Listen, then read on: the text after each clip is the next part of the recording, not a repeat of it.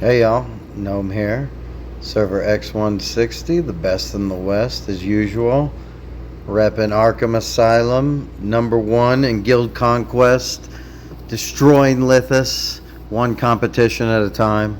I'm never in Guild Conquest, so I guess I don't know how much involved I am in that, but still great guild, great players, very talented, strong team. So today we are going to get into male Askavarg. Now, I know you want me to do the new guy. I want to get the new champ and have him in some battles for you. I could have just done a quick and easy video, but you deserve better than that. You deserve more than that. So we're gonna get into male Askavarg, seeing as he's still on a lot of people's team 1, 2, or 3s. He is still one of the coolest looking champs, and I used to have, and I even attempted it, I have Spider Nibble as his first trait, the one that gives him the appearance, but it's actually, I put it on through Female Hoe, so he should have the 9 tails, which used to look really cool on him when it worked, but it's been removed, so hopefully they bring that back. So we got him in the best district, the trade district. He's the fire bloodline aspect, so the firebrand. That gives him a few options of other champions to team up with to get the bonuses. And he is a tank, meaning he gets to enjoy a great tank astrolabe. Mine's kind of weak right now, but if you understood what I was trying to accomplish, look at that puppy. Only level 25, and I still got another 15 to go on it, and this one.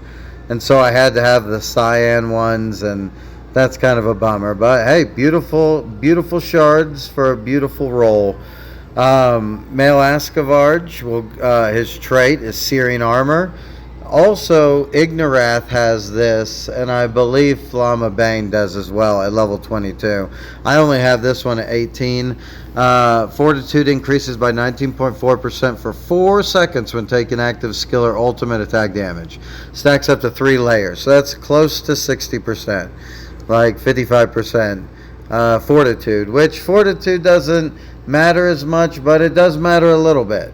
And so getting a boost to something that's at least beneficial and not completely worthless is nice. So that's the Askavarg trait. Let's pop into the passive here. Gain a 5-second aura when entering the battlefield. Allied champions within the aura have their movement speed greatly increased and gain control immunity. Ding, ding, ding, ding. They gain control immunity. Really important. After the aura expires, the caster gains bonus effects based on the number of affected units for each allied champion affected. Increases the aura's duration by 3/4 or 0.75 seconds.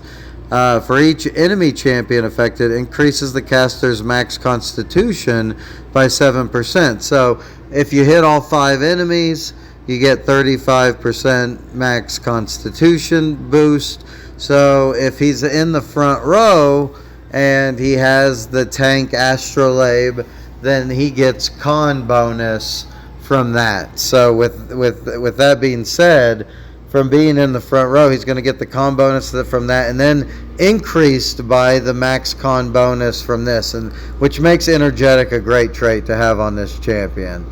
The control immunity is huge, so it's nice if he hits all of your champions, because then it increases the duration by like around 4 seconds or so, and that's really nice. So it's 5 seconds. If you can get it up to 9 seconds of control immunity, that can get you about to the point of ultimates, and that could work really well. With that being said, consider when having him with Fate, a lot of times she'll use her Guardian ability really quickly, and that doesn't help much with his control immunity. That, they'll just have control immunity if they're in both, kind of thing. But that only happens at the start of battle, but he gets the max con for the entire battle. So his active, he charges forward, knocking back enemies along the path and dealing damage equal to 200% of his strength. At the end of the charge, the caster pulls out all nearby enemies and deals additional damage equal to 300% of the caster's strength, and then taunts them for 2 seconds. The caster immediately casts the skill once when entering the battle. And why this is really strong is taunt is considered a control, I believe. So if he's partnered up with Eldrasil, that fires his passive. If he's teamed up with Male Water and Sun, it triggers Male Water and Sun's passive as well to get energy. And the ability to use this right as you enter battle is fantastic. There's not many champs that right when they start battle they have something. One of those being Female Serpentine.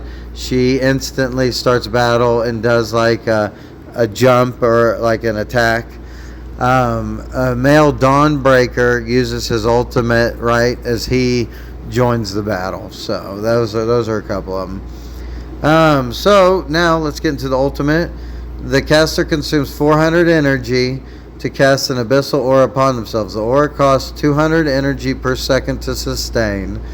While the aura is active, the caster gains immunity against all damage, but stops constitution recovery. So you can't heal them, you can't damage them. The aura deals damage equal to 5% of the caster's max constitution per second to all enemies within the aura. And remember, he raises his max con with his passive by up to 35%, and he'll get con from being in the front row. And so that could be quite a bit of damage, honestly. Like 5% of 2 or 3 billion is, what is that? It's a few million, you know? It's pretty good. It's 50 million. 50 million per second. Or is it 500 million? No, it's 3. Anyhow, I'm not good with math right now. Sorry, don't test me. But it takes a lot of energy to sustain it. It takes 200 energy per second, and it costs 400 to cast it. But you get 50 energy if an enemy dies in the aura. So that's a real big potential with like an Eldrasil on the team. Again, man, Male Askavarg looks so cool. I have 83 vigor on mine. I have the celestial equipment, and for the runes, mostly level 8. The strength is not as important on them, so I just have some level 7s there, as opposed to the dodge and the... I have some level 7s on the con, which is a bummer. I guess I just combined a few for another team. The traits I have for them, which go fantastic. Impair, this is the Kivak trait. Increases enemies' damage taken by 8% for 4 seconds when normal attacks or skills land on them. Stacks up to 3 layers. This guy's always doing normal attacks, and he's always doing skills. If you have a way to reduce or give him like control immunity, which could be a fate, or it could be a Male Esterir, which we just did a video on, then that could be really helpful with him. But so I have Impair on him. I have Energetic to increase his con. I have Lunar Mark because he starts off using his active skill. So when active skills deal damage, increases the target's crit damage taken by 46% for 5 seconds. That's a great combo. You can do Enfeebling. You can do the Jester one. I have Spider Nibble on him. This I learned from Grumpy, fantastic idea. Each normal attack reduces the enemy's strength resistance by 6.1% for 4 seconds, second up to 2 times. Well, this guy has a lot of extra time to be auto-attacking. He even, while his ultimate's going on, he just auto-attacks while he's doing that. So, pretty awesome in that regard. You could also put an Honorable on him. You could put a Light of Grace on him. You could put shields on him. He does have pretty decent strength. Mine has 30 million. So if you put a barrier on him, just note, barrier does not work when he uses his active skill at the beginning of battle. So that, keep that in mind. But then after that, every time he uses his active, he'd get a, what would that be? 210 million shield, which for me would be like a fifth of his total con. That would be pretty helpful. Again, tank astrolabe, which gives front row allies increased con, and it can go up to, for me, up to 2 times, so that'd be around 15%, which is helpful as well, because it affects all of his abilities. So I have a couple things set up so we can see some of his abilities in action. So here we go. We'll put him in the middle. Imagine you have a team around him and he's in the middle. We'll get to some of those, but you could see the outline of the aura around him, and that is the if allies are in it, he gets increased duration. If enemies are in it, he gets increased con. And so he had hit, what was it, 3 enemies when he ran up with that. If you change them and put them in different positions, you can get a better result sometimes out of his passive. So this one, he ends up hitting 4 out of the 5, it looks like. I think he had hit the back row. And remember, if he has your allies with him, he increases it up enough to use his active again while he has that going. So he could potentially hit some more of the enemies, causing him to get more of the heightened con. And so you also might have noticed, so whatever position he is the position he'll run to on the enemy, except in position 1, he runs to their position 4. In position 3, he runs to their position 5. In your position 4, he runs to their position 1. In the position 5, he runs to their position 3. So, but know this, when he is in Valley, for some reason, he goes to the appropriate position on the other team. So if he's on your 5, he'll go to the enemy's 5. So he'll go all the way from the back to the front. He only incorporates all your teammates if he's in the middle. Else he's going to miss pulling somebody up to the front. Again, you could see his ultimate as it kind of circles around him. Really strong. So let's come over. Oh, I wanted to show you. I have him in my team too, actually. And I had some really good fights happen. And I'll show you a couple of those and kind of give you a little play-by-play. So this is Vikings Rick. And this has got male Askavarg. I think I have him in the P3 position. He's in the P1. So you see, he moved in, he taunted, Eldrasil shot off some of his passive.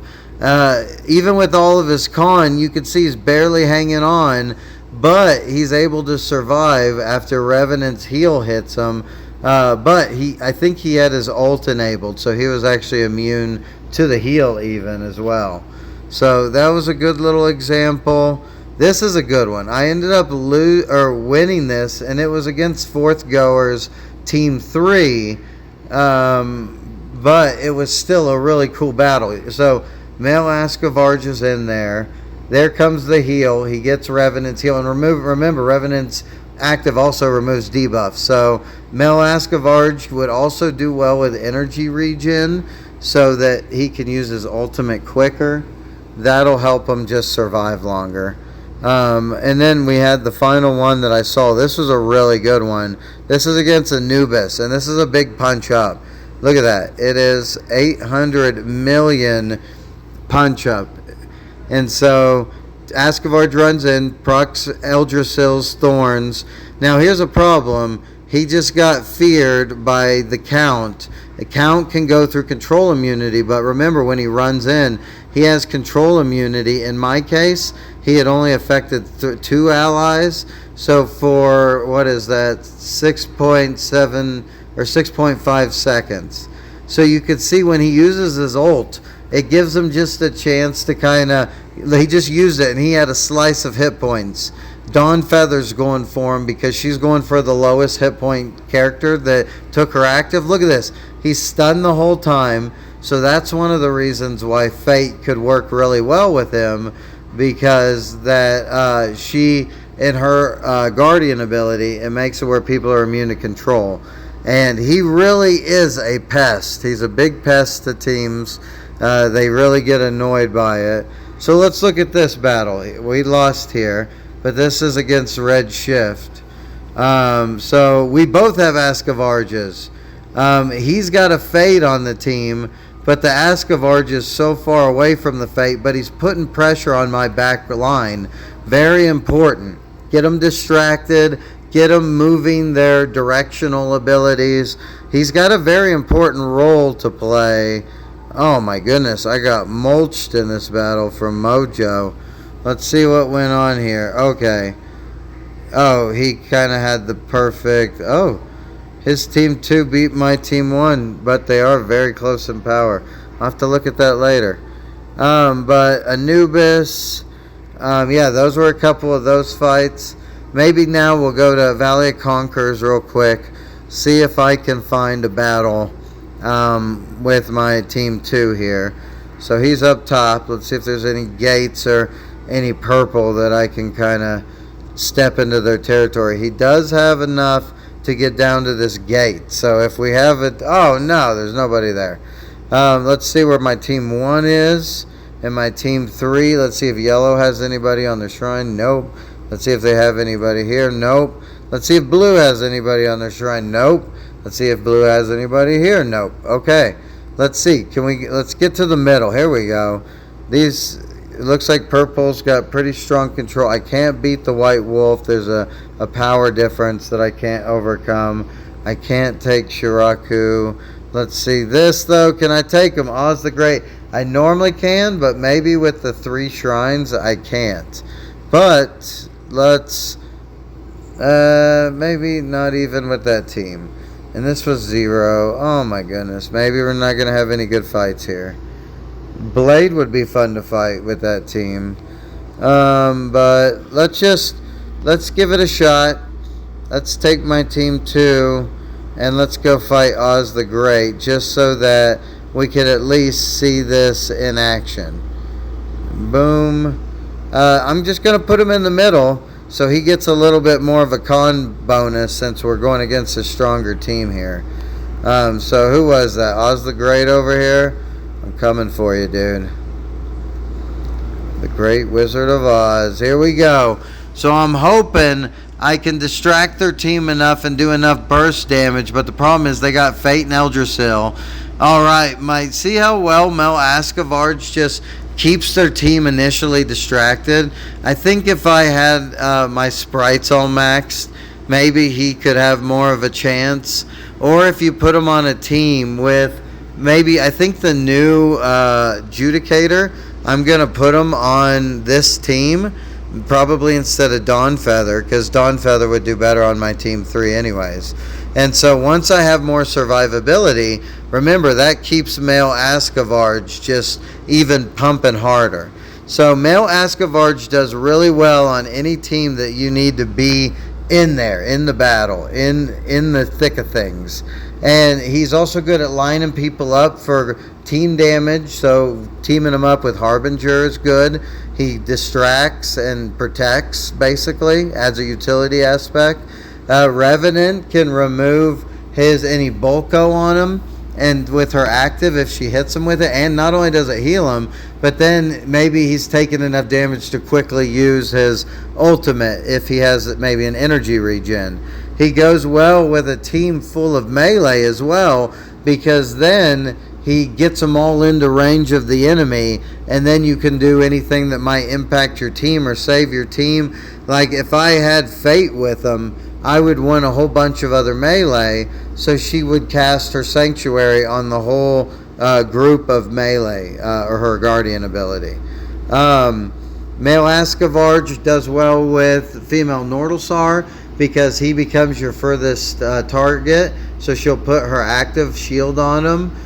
You can put male Askavarg with male Esterir and have male Esterir in position 1 and Askavarg in position 2. and that is really helpful. They're both Male Esther is good at protecting your team, while Male Askavarg is really good at just harassing the enemy. And especially if you need to just buy a little time, if you need to group them up for someone like a Male Acuna to use as active and get everybody frozen. You can build a full fire team as well, which is kind of what I did in Dungeon Descent. You can kind of see it real quick. I just have this full fire team, so this will allow you to get the maximum Bloodline buff down here, which is 500 tenacity and 35% strength, which is pretty good for having some old champions. And if you did your team something like this, I tend to use some of these champs for PvE, so they have a little bit of vigor on them.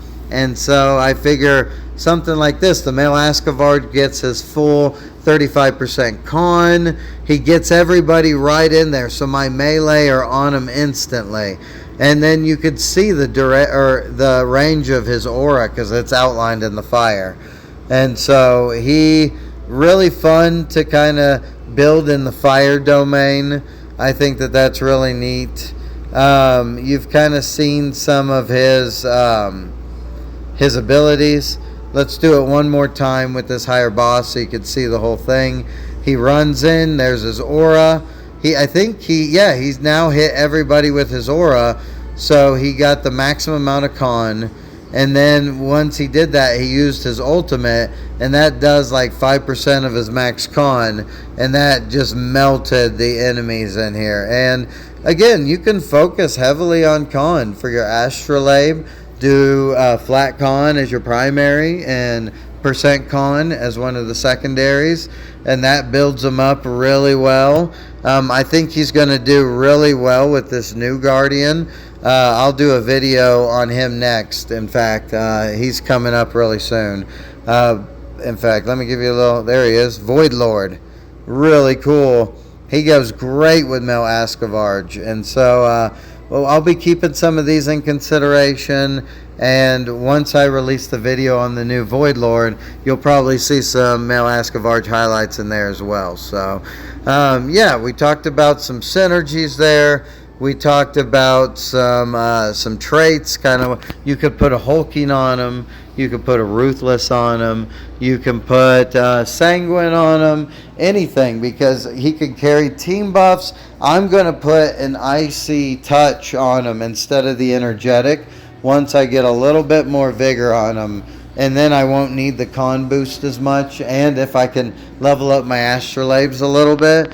And so this guy could have full stack of buffs and debuffs for, like, he's very effective with that, especially because he uses his active so quick when the battle starts. So he could go well with the Count. I've seen him where he groups everyone up. Count uses his Guardian ability and executes the whole team. He does really great with Void Guardian. He does great with Eldrasil, as I mentioned earlier. I think that they're one of the best combos in the game. Queen of Frost, I think she can be put on a different team. Fate is a hit or miss, really.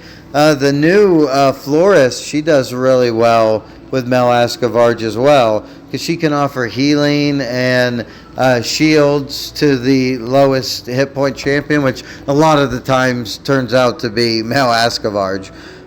So can do really well with Female Headless. What a great versatile champion. He's been around for a long time.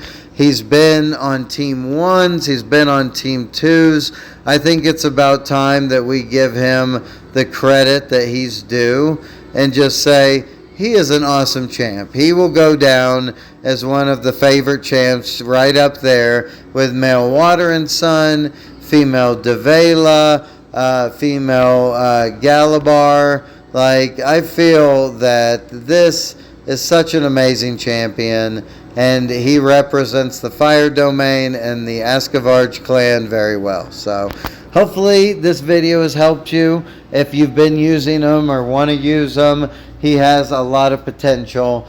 Try him out. Please like the video if this helped you.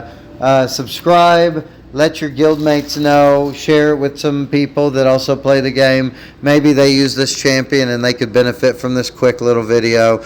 And with that, thanks for listening, and I'll catch you in the Void Lord video next. All right, peace. See ya.